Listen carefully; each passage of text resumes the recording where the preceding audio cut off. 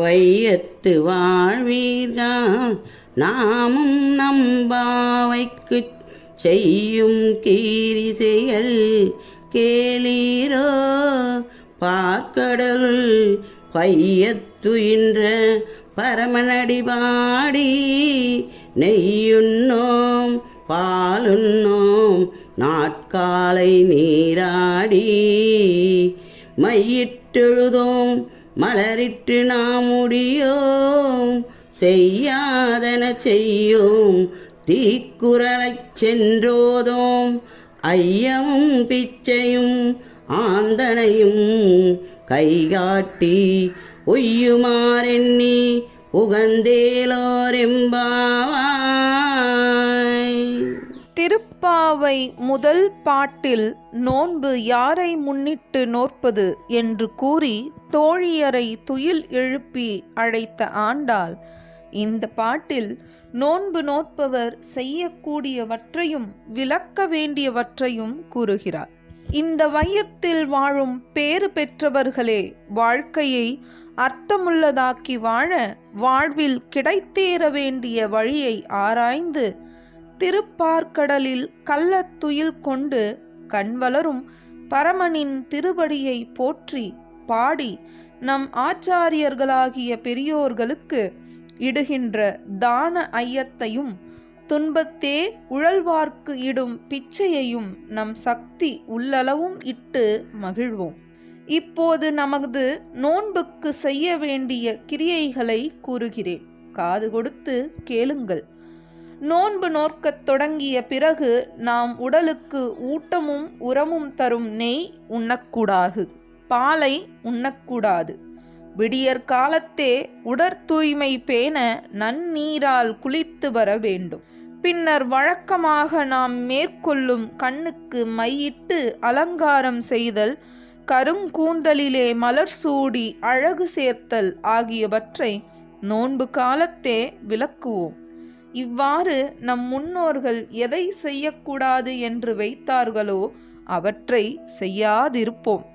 பெருமான் பக்கத்தில் நின்று கொடுமையையும் தீமையையும் விளைவிக்கும் சொற்களை கூறாதிருப்போம் என்று நோன்பு காலத்தின் கிரியைகளை தோழியர்க்கு கூறுகிறாள் இந்த பாடலில் ஆண்டாள். திருவெம்பாவை 2. வைராக்கிய பக்தி கொண்டு ஈசனுக்கே நேசம் ஆவோம். எழுந்து வா தோழி. அர்த்தமற்ற ஆசைகளை அறுத்துக் கொள்வது என்பதே ஈசனை அடையும் வழிக்கு முதல் படி.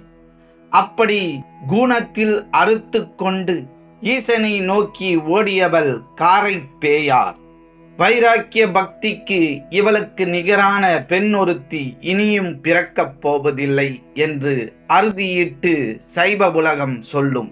விளையாட்டாக கேட்டாலும் கூட இவள் கேட்டதை இறைவன் மறுத்ததே இல்லை. இவள் மாங்கனி கேட்டாலும் கிடைத்தது, பேயுரு கேட்டாலும் கிடைத்தது. திருவெம்பாவை பாடல்.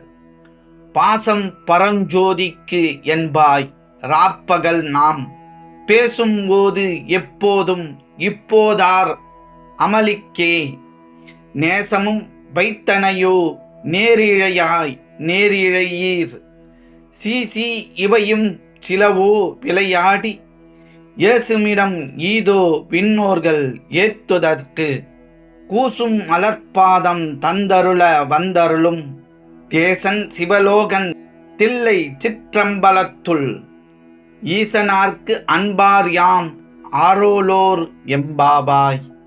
உன் அழகுக்கு அழகு சேர்க்கும் அற்புத அணிகலன்களை அணிந்த பெண்ணே, இரவும் பகலும் பேசும் போதெல்லாம் ஜோதியே வடிவமான நம் ஈசன் மீது நான் கொண்ட பாசம் சொல்ல முடியாத அளவுக்கு உள்ளது என்பாய். ஆனால் மகேசனை வணங்க வேண்டிய இந்த அற்புத வைகரையில் நீராட அழைத்தால் சோம்பி கிடக்கின்றாய். நீ இந்த மலர் பஞ்சனை மீது வைத்த பாசத்தில் கொஞ்சமேனும் நியாயம் உண்டா என்று தோழியர் கேலி பேசினர். சீச்சி, இது என்ன பேச்சு? கொஞ்சம் கண்ணயர்ந்து போனதுக்கு இப்படியா கேலி பேசுவது என்றால் கண் விழித்த அந்த பெண். அவளுக்கு மறுவார்த்தையாக தோழியரும் மலரினும் மெல்லிய திருவடிகளை காண தேவாதி தேவர்களும் முயற்சிக்கின்றார்கள், இன்னமும் கிட்டவில்லை. ஆனால் ஈசனுக்கு நேசமான நம் மீது கருணை கொண்டு நம் வீதிக்கே வந்து தரிசனம் தர வந்து கொண்டிருக்கின்றான் அந்த தில்லை நாயகன். சிவலோகத்தில் வாழ்ந்து தில்லையில் நடனம் புரியும் நம் ஈசன் எத்தனை கருணையானவன். அவன் பாசத்தை புரிந்து கொண்டால் இப்படி நீ உறங்குவாயா பெண்ணே? வா, நேரத்தை கடத்தாமல் ஈசனை பாட எழுந்து வா பெண்ணே. சப்த ரிஷிகள், தேவர்கள், அரம்பையர்கள், அசுரர்கள், தானவர்கள், தைத்தியர்கள், நாகர்கள், கருடர்கள், கிண்ணறர்கள், கிம்புருடர்கள், யட்சகர்கள், வித்யாதரர்கள், விஞ்சையர், கந்தர்வர்கள், சித்தர்கள், சாரணர்கள், பூதகணங்கள், பிசாசர்கள் என 18 கணத்தவரும் வாழும் 18 லோகங்கள் உண்டு. இவர்கள் யாவரும் ஈசனை அடைவது என்பது அரிதான செயலாக உள்ளது. கடுமையான தவத்தையும் இடைவிடாத கேள்வியையும் செய்தே இவர்கள் ஈசனை காண முடியும் என்பதே உண்மை. ஆனால் ஆன்மாக்கள் மீது நேசம் கொண்ட நம் சிவனார் மனிதர்கள் மேல் பெரும் கருணை கொண்டு அவரே வீதி உலா வருவது பூலோகத்தில் மட்டுமே. அதிலும் மார்கழி அதிகாலையில் தம்மை வருத்தி கொண்டு நமக்காக வீதி உலா வரும் தேவர் தேவனை நாம் எதிர்கொண்டு அழைத்து வணங்க வேண்டாமா? கண்டபோதே மோட்சத்தை அளிக்கும் அந்த குஞ்சித பாதத்தை நாம் பற்றி கொள்ள வேண்டாமா? அதிகாலை உறக்கம் மகிழ்வை தரலாம், எனினும் அது மாயை அல்லவா? எத்தனை உறங்கினாலும் உறக்கம் தொலைகிறதா என்றால் அதுவும் இல்லை. மீண்டும் மீண்டும் எழும் ஆசைகள் யாவும் ஞானத்துக்கு எதிரி என்பதை அறியாயோ? அர்த்தமற்ற ஆசைகளை அறுத்து கொள்வது என்பதே ஈசனை அடையும் வழிக்கு முதல் படி. அப்படி கூணத்தில் அறுத்து கொண்டு ஈசனை நோக்கி ஓடியவள் காரை பேயா. செல்வ சீமாட்டியாய் பிறந்து வளர்ந்து பொக்கம் புகுந்து சிறப்புடையவள் புனிதவதி. ஈசனின் பக்திக்கு இவளுக்கு நிகரான பெண் ஒருத்தி இனியும் பிறக்கப் போவதில்லை என்று அறுதியிட்டு சைவ உலகம் சொல்லும். விளையாட்டாக கேட்டாலும் கூட இவள் கேட்டதை இறைவன் மறுத்ததே இல்லை. இவள் மாங்கனி கேட்டாலும் கிடைத்தது, பேயுரு கேட்டாலும் கிடைத்தது. வைராக்கிய பக்திக்கு இந்த பெருமாட்டியை விட வேறொருவர் உண்டோ? கொண்ட கணவனே தாயே என்று வணங்கினான். திலகவதிக்கு சகலமும் அருந்து விட்டதாக புரிய வந்தது.